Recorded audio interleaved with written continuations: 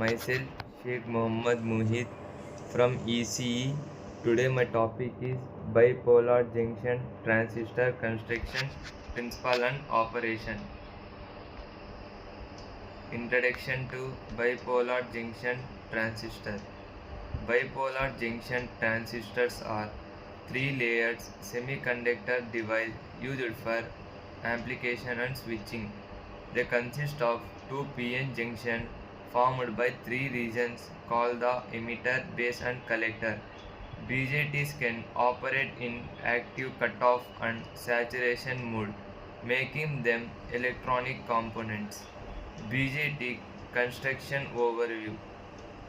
A BJT is made from silicon or germanium with doping to create the N-type and P-type region. The three regions are arranged in layers, either NPN or PNP configuration. Metal contacts are attached to each region, called the emitter, base, and collector terminals. NPN and PPN transistor types. An NPN transistor has layer of P-type materials between two N layers. A PNP transistor has a layer of N-type material between two P-type layers. The choice between NPN and PNP depends on the application and the required polarity of operation. Constructions of an NPN transistor. The NPN transistor consists of N-type emitter, P-type base and N-type collector. The emitter is heavily doped to emit a large number of electrons into the base. The base is thin and lightly doped to allow controlled electrons from to the collector. The P-type based on N-type collector.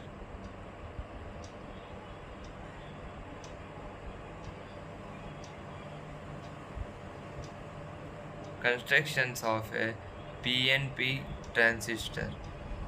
The PNP transistor has P-type emitter, N-type base and P-type collector. The emitter is heavily doped to injected holes into the base.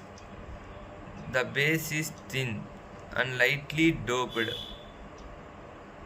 whole flow to facilitating whole flow to the collector. Operation principle of BJTs. When the appropriate bias voltages are applied, charge carries are injected across the junction. In active mode, the emitter base junction is forward bias and the collector base junction is reverse bias.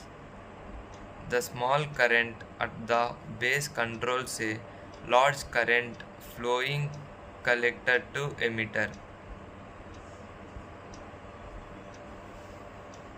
When the charge carries are injected across the junction, the emitter base junction is forward bias and the collector base junction is reverse bias.